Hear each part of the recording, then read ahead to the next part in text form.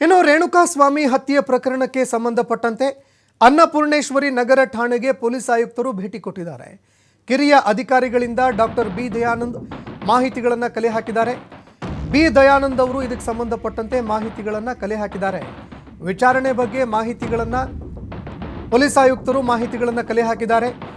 ಆರೋಪಿಗಳು ಹೇಳಿರುವಂತಹ ಹೇಳಿಕೆ ಬಗ್ಗೆಯೂ ಕೂಡ ಮಾಹಿತಿಗಳನ್ನು ಕಲೆ ಹಾಕಿದ್ದಾರೆ ಅನ್ನುವಂತಹ ಮಾತುಗಳು ಕೇಳಿಬರ್ತಾ ಇದೆ.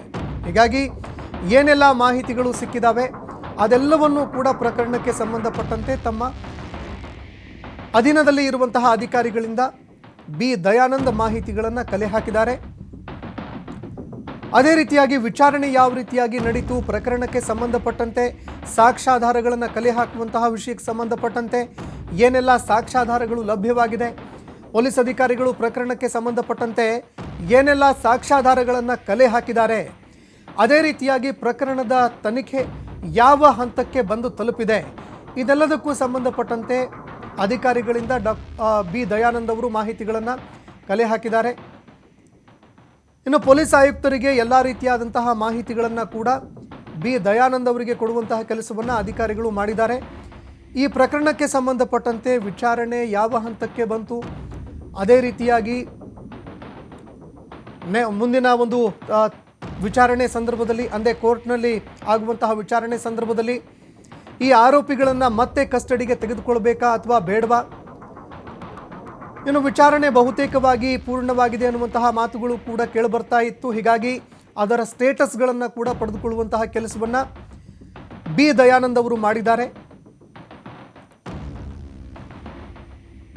ಇನ್ನು ಈ ಪ್ರಕರಣಕ್ಕೆ ಸಂಬಂಧಪಟ್ಟಂತೆ ಈವರೆಗೆ ಆಗಿರುವಂತಹ ಎಲ್ಲ ಬೆಳವಣಿಗೆಗಳು, ಅದೇ ರೀತಿಯಾಗಿ ಏನೆಲ್ಲ ಮಾಹಿತಿಗಳನ್ನು ಕಲೆ ಹಾಕಲಾಗಿದೆ, ಇದೆಲ್ಲವನ್ನೂ ಕೂಡ ಬಿ ದಯಾನಂದ್ ಅವರಿಗೆ ನೀಡುವಂತಹ ಕೆಲಸವನ್ನು ಅಧಿಕಾರಿಗಳು ಮಾಡಿದ್ದಾರೆ. ಈ ಬಗ್ಗೆ ಮತ್ತಷ್ಟು ಮಾಹಿತಿಯನ್ನು ಕೊಡ್ತಾ ಹೋಗ್ತಾರೆ ಪ್ರತಿನಿಧಿ ಕಾರ್ತಿಕ್.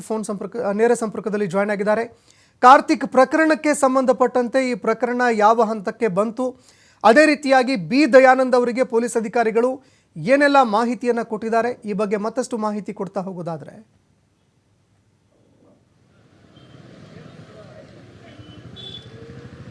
ಸಂತೋಷ್, ಚಿತ್ರದುರ್ಗದ ರೇಣುಕಾಸ್ವಾಮಿ ಕೊಲೆ ಪ್ರಕರಣಕ್ಕೆ ಸಂಬಂಧಪಟ್ಟಂತೆ ಈಗಾಗಲೇ ಆರೋಪಿಗಳನ್ನು ಬಂಧಿಸಿ ವಿಚಾರಣೆಯನ್ನು ಮಾಡ್ತಾ ಇರುವಂಥದ್ದು. ಅಂದರೆ ಇನ್ನೂ ಆರೋಪಿಗಳ ಕಸ್ಟಡಿಯ ಸಮಯ 2 ದಿನಗಳ ಕೂಡ ಬಾಕಿ ಇರುವಂಥದ್ದು. ಸೋಮವಾರದವರೆಗೂ ಕೂಡ ಕಸ್ಟಡಿ ಸಮಯ ಬಾಕಿ ಇರುವಂಥ ಹಿನ್ನೆಲೆಯಲ್ಲಿ, ಆದರೆ ವಿಚಾರಣೆ ಈಗಾಗಲೇ ಮುಗಿದಿರುವಂಥ ಹಿನ್ನೆಲೆಯಲ್ಲಿ ಇವತ್ತೇ ಅವರನ್ನು ಕೋರ್ಟ್ಗೆ ಪ್ರೊಡ್ಯೂಸ್ ಮಾಡುವಂಥ ಒಂದು ಸಾಧ್ಯತೆಗಳು ಕೂಡ ಹೆಚ್ಚಿನ ಪ್ರಮಾಣದಲ್ಲಿ ಇರುವಂಥದ್ದು. ಈಗಾಗಲೇ ಪೊಲೀಸ್ ಕಮಿಷನರ್ ಆಗಿರುವಂತಹ ಬಿ ದಯಾನಂದ್ ಅವರು ಕೂಡ ಬಂದಿದ್ದರು. ಕಿರಿಯ ಅಧಿಕಾರಿಗಳಿಂದ ಸಾಕಷ್ಟು ಮಾಹಿತಿಯನ್ನು ಕೂಡ ಪಡ್ಕೊಂಡಿರುವಂಥದ್ದು. ಅಂದರೆ ವಿಚಾರಣೆಯ ಸಂದರ್ಭದಲ್ಲಿ ಏನೆಲ್ಲ ಮಾಹಿತಿಯನ್ನು ಆರೋಪಿಗಳು ಕೊಟ್ಟಿದ್ದಾರೆ, ಜೊತೆಗೆ ಅದಾದ ನಂತರದಲ್ಲಿ ಅಂದರೆ ಕೋರ್ಟ್ಗೆ ಹಾಜರುಪಡಿಸಿದ ಸಂದರ್ಭದಲ್ಲಿ ಅಲ್ಲಿ ಉಲ್ಟಾ ಹೊಡೆಯುವಂಥ ಸಾಧ್ಯತೆಗಳು ಕೂಡ ಹೆಚ್ಚಿನ ಪ್ರಮಾಣದಲ್ಲಿ ಇರುತ್ತೆ. ಆರೋಪಿಗಳೇನಾದರೂ ಅಲ್ಲಿ ಒಪ್ಕೊಳ್ದಿದ್ರೆ, ಈ ಒಂದು ವಿಚಾರಣೆ ಸಂದರ್ಭದಲ್ಲಿ ಹೇಳಿರುವಂಥ ಮಾಹಿತಿಗಳನ್ನು ಅಂದರೆ ನ್ಯಾಯಾಧೀಶರ ಮುಂದೆ ಒಪ್ಕೊಳ್ದೇ ಇದ್ರೆ ಅದಕ್ಕೆ ಸಂಬಂಧಪಟ್ಟಂತೆ ಯಾವ ರೀತಿಯಾಗಿ ಮುಂದುವರಿಬೇಕು ಪೊಲೀಸರು ಅನ್ನುವಂಥ ನಿಟ್ಟಿನಲ್ಲೂ ಕೂಡ ಈಗಾಗಲೇ ಸಲಹೆಯನ್ನು ಕೂಡ ಕಿರಿಯ ಅಧಿಕಾರಿಗಳಿಗೆ ಕೊಟ್ಟಿರುವಂಥದ್ದು. ಅಂದರೆ ಸೋಮವಾರವೂ ಕೂಡ ಕೋರ್ಟ್ಗೆ ರಜೆ ಇರುವಂಥ ಹಿನ್ನೆಲೆಯಲ್ಲಿ ಇವತ್ತೇ ಆರೋಪಿಗಳನ್ನು ಅಂದರೆ ಆರಂಭದಲ್ಲಿ ಏನು ಬಂಧನ ಮಾಡಲಾಗಿತ್ತು 13 ಜನರನ್ನು, ಆ ಒಂದು ಆರೋಪಿಗಳನ್ನು ಇವತ್ತು ನ್ಯಾಯಾಲಯದ ಮುಂದೆ ಹಾಜರುಪಡಿಸಲಾಗುತ್ತೆ ಅನ್ನುವಂಥ ಒಂದು ಮಾಹಿತಿಯು ಕೂಡ ಈಗ ಪೊಲೀಸ್ ಉನ್ನತ ಮೂಲದಿಂದ ಬಂದಿರುವಂಥದ್ದು. ಮಧ್ಯಾಹ್ನದ ಸುಮಾರಿಗೆ ನ್ಯಾಯಾಧೀಶರ ಮುಂದೆ ಹಾಜರುಪಡಿಸಿ ಪುನಃ ಅವರನ್ನು ಕಸ್ಟಡಿಗೆ ಕೇಳಬೇಕಾ ಅಥವಾ ನ್ಯಾಯಾಂಗ ಬಂಧನಕ್ಕೆ ಒಪ್ಪಿಸಬೇಕಾ ಅನ್ನುವಂಥದ್ದನ್ನು ಅದರ ಬಗ್ಗೆ ಕೂಡ ಈಗ ಪೊಲೀಸರು ಚಿಂತನೆಯನ್ನು ಮಾಡ್ತಾ ಇರುವಂಥದ್ದು. ಪ್ರಮುಖವಾಗಿ ದರ್ಶನ್ ಮತ್ತು ಪವಿತ್ರರನ್ನು ಹೊರತುಪಡಿಸಿ ಉಳಿದೆಲ್ಲ ಆರೋಪಿಗಳನ್ನು ಪುನಃ ಮತ್ತೊಮ್ಮೆ ಅಂದರೆ ಈ ಒಂದು ಕಸ್ಟಡಿಗೆ ಕೇಳುವಂಥ ಸಾಧ್ಯತೆಗಳು ಕೂಡ ಇರುವಂಥದ್ದು. ಅಂದರೆ ಎಲ್ಲೋ ಒಂದು ಕಡೆ ಪ್ರಕರಣದ ಸಂಪೂರ್ಣ ತನಿಖೆಯೂ ಕೂಡ ಈಗಾಗಲೇ ಮಾಡಿಯಾಗಿದೆ. ಸಾಕಷ್ಟು ಎವಿಡೆನ್ಸ್ಗಳನ್ನು ಕೂಡ ಪೊಲೀಸರು ಕಲೆ ಹಾಕಿದ್ದಾರೆ. ಸಾಕಷ್ಟು ಟೆಕ್ನಿಕಲ್ ಎವಿಡೆನ್ಸ್ಗಳನ್ನು ಕೂಡ ಮುಂದಿಟ್ಟುಕೊಂಡು ಆರೋಪಿಗಳಿಂದ ಮಾಹಿತಿಯನ್ನು ಕೂಡ ಪಡೆದುಕೊಂಡಿರುವಂಥದ್ದು. ಆ ಎಲ್ಲ ವಿಚಾರಗಳನ್ನು ಸಂಬಂಧಪಟ್ಟಂತೆ ಇವತ್ತು ನ್ಯಾಯಾಧೀಶರ ಮುಂದೆ ಅದೆಲ್ಲವನ್ನು ಕೂಡ ವಿವರಿಸಿ ಮತ್ತೆ ಈ ಒಂದು ಆರೋಪಿಗಳನ್ನು 13 ಜನರಲ್ಲಿ ಏನು ನಟ ದರ್ಶನ್ ಮತ್ತು ಪವಿತ್ರರನ್ನು ಹೊರತುಪಡಿಸಿ ಉಳಿದೆಲ್ಲ ಆರೋಪಿಗಳನ್ನು ಮತ್ತೆ ಪುನಃ ಒಂದು ಕಸ್ಟಡಿ ಕೇಳುವಂಥ ಸಾಧ್ಯತೆಗಳು ಕೂಡ ಇರುವಂಥದ್ದು. ಜೊತೆಗೆ ಇಲ್ಲಿ ಇನ್ನೊಂದು ವಿಚಾರವನ್ನು ಕೂಡ ನಾವು ಗಮನಿಸಬೇಕು. ಕಸ್ಟಡಿಯ ಸಮಯ ಮುಕ್ತಾಯ ಆಗುವ ಪೂರ್ವದಲ್ಲಿಯೇ ಇವತ್ತು ಆರೋಪಿಗಳನ್ನು ಅಂದ್ರೆ ನ್ಯಾಯಾಧೀಶರ ಮುಂದೆ ಹಾಜರುಪಡಿಸೋದಕ್ಕೆ ಕಾರಣ ಏನಿರ್ಬೋದು, ಏನಾದರೂ ಒತ್ತಡಗಳು ಬಂದಿದ್ಯಾ? ಅಂದ್ರೆ ಈ ಒಂದು ನ್ಯಾಯಾಂಗ ಬಂಧನ ಏನಾದರೂ ದರ್ಶನ್ಗೆ ಇವತ್ತೇ ಆಯ್ತು ಅಂತಂದ್ರೆ ಅವರು ನಾಳೆಯೂ ಕೂಡ ಬೇಲ್ಗೆ ಅಪ್ಲೈ ಅನ್ನ ಮಾಡ್ಕೊಳ್ಬಹುದು. ಅಂದ್ರೆ ಬೇಗ ಅವರು ಬೇಲ್ಗೆ ಅಪ್ಲಿಕೇಶನ್ ಅನ್ನ ಹಾಕುವಂತ ಸಾಧ್ಯತೆಗಳು ಇರುವಂತಹ ಹಿನ್ನೆಲೆಯಲ್ಲಿ ಎಲ್ಲ ಒಂದ್ ಕಡೆ ರಾಜಕಾರಣಿಗಳೆಲ್ಲಾದ್ರೂ ಈ ಒಂದು ಒತ್ತಡ ಏನಂದ್ರೆ ಹಾಕಿದ್ರ ಕಸ್ಟಡಿಯ ಸಮಯ ಮುಕ್ತಾಯ ಆಗುವ ಪೂರ್ವದಲ್ಲಿಯೇ ಈ ಒಂದು ಆರೋಪಿಗಳನ್ನ ನ್ಯಾಯಾಧೀಶರ ಮುಂದೆ ಹಾಜರುಪಡಿಸುವಂತ ಅಗತ್ಯಗಳೇನಿತ್ತು,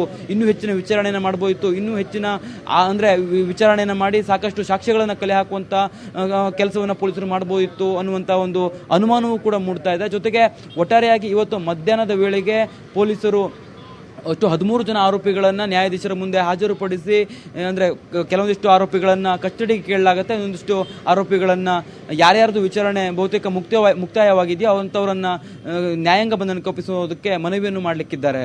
ಸಂತೋಷ್. ಓಕೆ, ಧನ್ಯವಾದಗಳು ಕಾರ್ತಿಕ್ ನಿಮ್ಮೆಲ್ಲ ಮಾಹಿತಿಗೆ.